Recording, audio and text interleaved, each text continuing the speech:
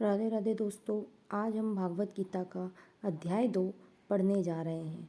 इस अध्याय में अर्जुन श्री कृष्ण ने दोहराया है कि वह अपनी वर्तमान स्थिति का सामना करने में असमर्थ है, जहां उसे अपने बड़े और शिक्षकों को मारना है।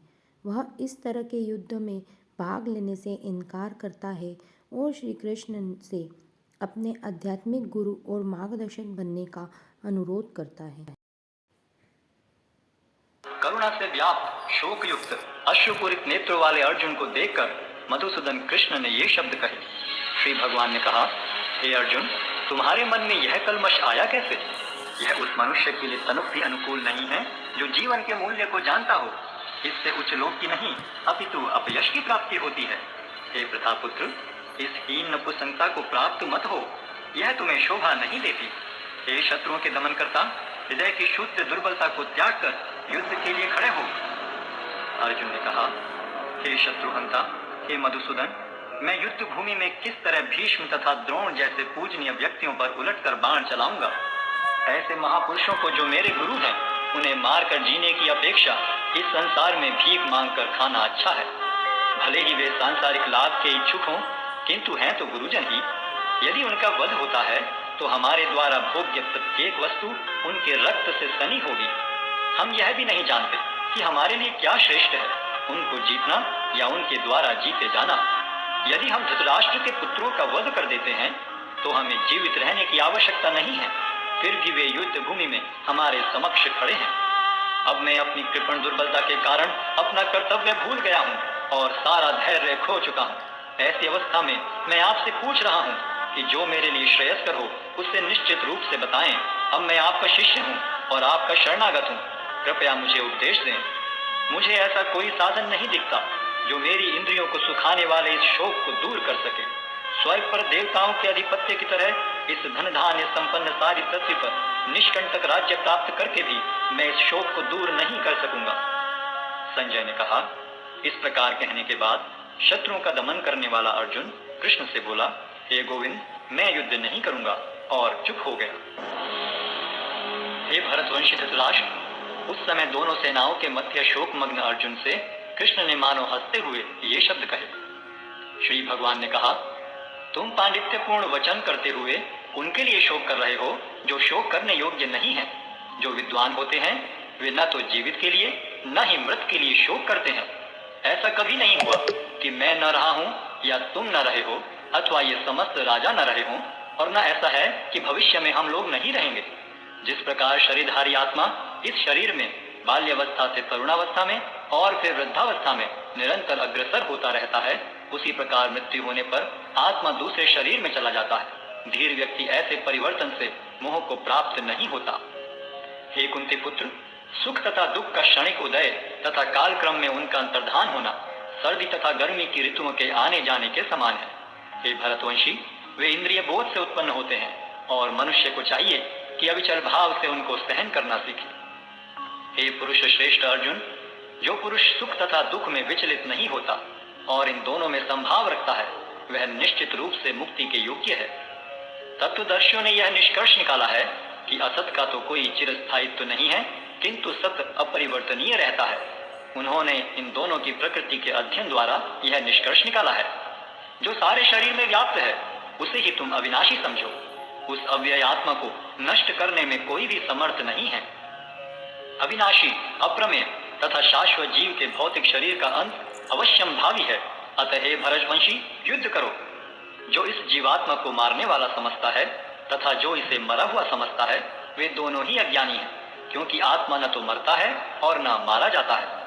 आत्मा के लिए किसी भी काल में न तो जन्म है न मृत्यु। वह न तो कभी जन्मा है न जन्म लेता है और न जन्म लेगा। वह अजन्मा, नित्य, शाश्वत तथा पुरातन है। शरीर के मारे जाने पर वह मारा नहीं जाता। हे पार्थ, जो व्यक्ति यह जानता है कि आत्मा अविनाशी, अजन्मा, शाश्वत तथा अव्यय है, वे भला किसी को कैसे मार सकता है या मरवा सकता है।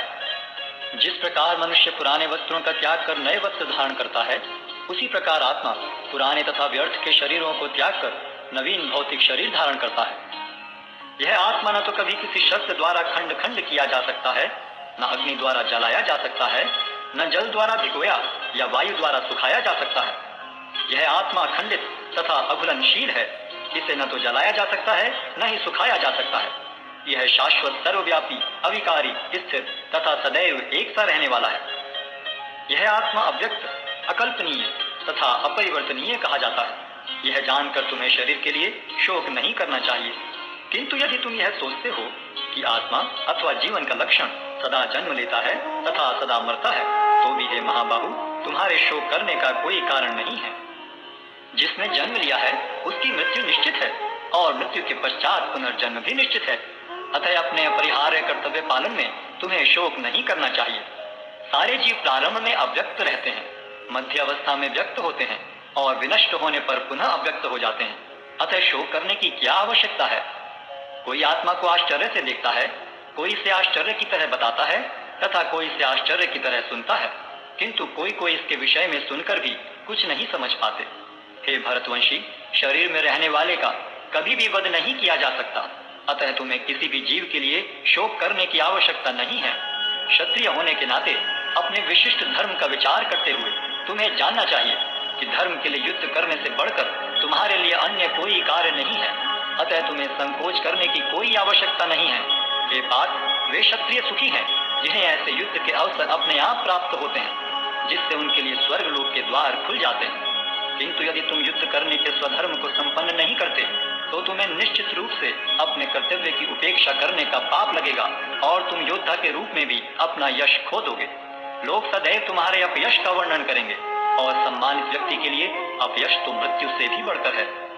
जिन जिन महान योद्धाओं ने तुम्हारे नाम तथा यश को सम्मान दिया है, वे सोचेंगे कि तुमने डर के मारे युद्ध भूमि छोड़ दी है और इस तरह वे तुम्हें तुच्छ मानेंगे। तुम्हारे शत्रु अनेक प्रकार के कटु शब्दों से तुम्हारा वर्णन करेंगे और तुम्हारी सामर्थ्य का उपहास करेंगे। तुम्हारे लिए इससे दुखदाई और क्या हो सकता है? हे कुंती पुत्र, तुम यदि युद्ध में मारे जाओगे तो स्वर्ग प्राप्त करोगे, या यदि तुम जीत जाओगे तो पृथ्वी के साम्राज्य का भोग करोगे। अतः दृढ़ संकल्प करके खड़े हो और युद्ध करो। तुम सुख या दुख, हानि या लाभ, विजय या पराजय का विचार किए बिना युद्ध के लिए युद्ध करो। ऐसा करने पर तुम्हें कोई पाप नहीं लगेगा। यहाँ मैंने वैश्लेषिक अध्ययन द्वारा इस ज्ञान का वर्णन किया है। अब निष्काम भाव से कर्म करना बता रहा हूँ, उसे सुनो। हे प्रतापपुत्र, तुम यदि ऐसे ज्ञान से कर्म करोगे तो तुम कर्मों के बंधन से अपने को मुक्त कर सकते हो। इस प्रयास में न तो हानि होती है न ही ह्रास, अपितु इस पथ पर की गई अल्प प्रगति भी महान भय से रक्षा कर सकती है। जो इस मार्ग पर चलते हैं वे प्रयोजन में दृढ़ रहते हैं और उनका लक्ष्य भी एक होता है। हे कुरुनंदन, जो दृढ़ प्रतिज्ञ नहीं है उनकी बुद्धि अनेक शाखाओं में विभक्त रहती है।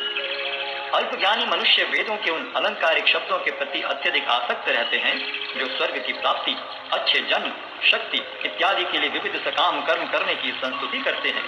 इंद्रिय तृप्ति तथा ऐश्वर्य में जीवन की अभिलाषा के कारण वे कहते हैं कि इससे बढ़कर और कुछ नहीं है।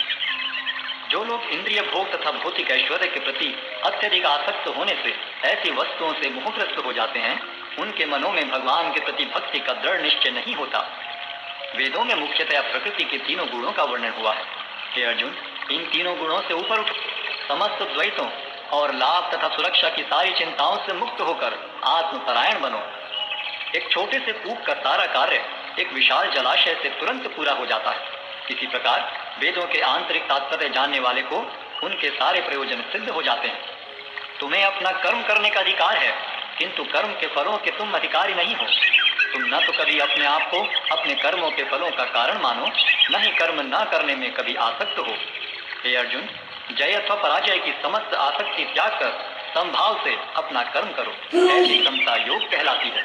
हे धनंजय, भक्ति के द्वारा समस्त गर्हित कर्मों से दूर रहो और उसी भाव से भगवान की शरण ग्रहण करो। जो व्यक्ति अपने सकाम कर्म फलों को भोगना चाहते हैं वे कृपण हैं। भक्ति में संलग्न मनुष्य इस जीवन में ही अच्छे तथा बुरे कार्यों से अपने को मुक्त कर लेता है। अतः योग के लिए प्रयत्न करो, क्योंकि सारा कार्य कौशल यही है। इस तरह भगवत भक्ति में लगे रहकर बड़े बड़े ऋषि, मुनि अथवा भक्तगण अपने आप को इस भौतिक संसार में कर्म के फलों से मुक्त कर लेते हैं। इस प्रकार वे जन्म मृत्यु के चक्र से छूट जाते हैं और भगवान के पास जाकर उस अवस्था को प्राप्त करते हैं जो समस्त दुखों से परे है। जब तुम्हारी बुद्धि मोह रूपी सघन वन को पार कर जाएगी तो तुम सुने हुए तथा सुनने योग्य सब के प्रति अन्य मनस्क हो जाओगे। जब तुम्हारा मन वेदों की अलंकारमयी भाषा से विचलित न हो और वह आत्म साक्षात्कार की समाधि में स्थिर हो जाए, तब तुम्हें दिव्य चेतना प्राप्त हो जाएगी। अर्जुन ने कहा, हे कृष्ण, अध्यात्म में लीन चेतना वाले व्यक्ति के क्या लक्षण हैं? वह कैसे बोलता है तथा उसकी भाषा क्या है? वह किस तरह बैठता और चलता है? श्री भगवान ने कहा, हे पार्थ, जब मनुष्य मनोधर्म से उत्पन्न होने वाली इंद्रिय तृप्ति की समस्त कामनाओं का परित्याग कर देता है और जब इस तरह से विशुद्ध हुआ उसका मन आत्मा में संतोष प्राप्त करता है, तो वह विशुद्ध दिव्य चेतना को प्राप्त स्थित प्रज्ञ कहा जाता है, जो त्रय तापों के होने पर भी मन में विचलित नहीं होता अथवा सुख में प्रसन्न नहीं होता और जो आसक्ति, भय तथा क्रोध से मुक्त है, वह स्थिर मन वाला मुनि कहलाता है। इस भौतिक जगत में जो व्यक्ति न तो शुभ की प्राप्ति से हर्षित होता है और न अशुभ के प्राप्त होने पर उससे घृणा करता है, वह पूर्ण ज्ञान में स्थिर होता है। जिस प्रकार कछुआ अपने अंगों को संकुचित करके खोल के भीतर कर लेता है, उसी तरह जो मनुष्य अपनी इंद्रियों को इंद्रिय विषयों से खींच लेता है, वह पूर्ण चेतना में दृढ़ता पूर्वक स्थिर होता है। देहधारी जीव इंद्रिय भोग से भले ही निवृत्त हो जाए, पर उसमें इंद्रिय भोगों की इच्छा बनी रहती है, लेकिन उत्तम रस के अनुभव होने से ऐसे कार्यों को बंद करने पर वह भक्ति में स्थिर हो जाता है। हे अर्जुन, इंद्रियां इतनी प्रबल तथा वेगवान हैं कि वे उस विवेकी पुरुष के मन को भी बलपूर्वक हर लेती हैं जो उन्हें वश में करने का प्रयत्न करता है। जो इंद्रियों को पूर्णतया वश में रखते हुए इंद्रिय संयम करता है और अपनी चेतना को मुझ में स्थिर कर देता है, वह मनुष्य स्थिर बुद्धि कहलाता है। इंद्रिय विषयों का चिंतन करते हुए मनुष्य की उनमें आसक्ति उत्पन्न हो जाती है और ऐसी आसक्ति से काम उत्पन्न होता है और फिर काम से क्रोध प्रकट होता है। क्रोध से पूर्ण मोह उत्पन्न होता है और मोह से स्मरण शक्ति का विभ्रम हो जाता है। जब स्मरण शक्ति भ्रमित हो जाती है तो बुद्धि नष्ट हो जाती है और बुद्धि नष्ट होने पर मनुष्य भवकूप में पुनः गिर जाता है। किंतु सत राग तथा द्वेष से मुक्त एवं अपनी इंद्रियों को संयम द्वारा वश में करने में समर्थ व्यक्ति भगवान की पूर्ण कृपा प्राप्त कर सकता है। इस प्रकार से कृष्ण भावनामृत में तुष्ट व्यक्ति के लिए संसार के तीनों ताप नष्ट हो जाते हैं और ऐसी तुष्ट चेतना होने पर उसकी बुद्धि शीघ्र ही स्थिर हो जाती है। जो कृष्ण भावनामृत में परमेश्वर से संबंधित नहीं है, उनकी न तो बुद्धि दिव्य होती है और न ही मन स्थिर होता है, जिसके बिना शांति की कोई संभावना नहीं है। शांति के बिना सुख हो भी कैसे सकता है? जिस प्रकार पानी में तैरती नाव को प्रचंड वायु दूर बहा ले जाती है, उसी प्रकार विचरणशील इंद्रियों में से कोई एक जिस पर मन निरंतर लगा रहता है, मनुष्य की बुद्धि को हर लेती है। अतः हे महाबाहु, जिस पुरुष की इंद्रियां अपने अपने विषयों से सब प्रकार से विरत होकर उसके वश में है, उसी की बुद्धि निस्संदेह स्थिर है। जो सब जीवों के लिए रात्रि है, वह आत्म संयमी के जागने का समय है, और जो समस्त जीवों के जागने का समय है, वह आत्मनिरीक्षक मुनि के लिए रात्रि है। जो पुरुष समुद्र में निरंतर प्रवेश करती रहने वाली नदियों के समान इच्छाओं के निरंतर प्रवाह से विचलित नहीं होता और जो सदैव स्थिर रहता है, वही शांति प्राप्त कर सकता है, वह नहीं जो ऐसी इच्छाओं को तुष्ट करने की चेष्टा करता हो। जिस व्यक्ति ने इंद्रिय तृप्ति की समस्त इच्छाओं का परित्याग कर दिया है, जो इच्छाओं से रहित रहता है और जिसने सारी ममता त्याग दी है तथा अहंकार से रहित है, वही वास्तविक शांति को प्राप्त कर सकता है। यह आध्यात्मिक तथा ईश्वरीय जीवन का पथ है, जिसे प्राप्त करके मनुष्य मोहित नहीं होता। यदि कोई जीवन के अंतिम समय में भी इस तरह स्थित हो, तो वह भगवत धाम में प्रवेश कर सकता है।